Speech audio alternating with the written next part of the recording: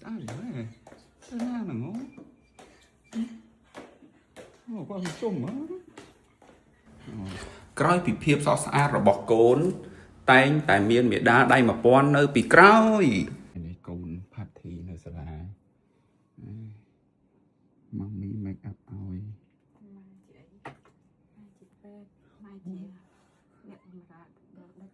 ម៉ែជាចុងភៅ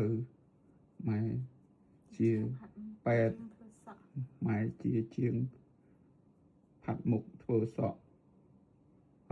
កូនកំមុំតូចបែបនេះ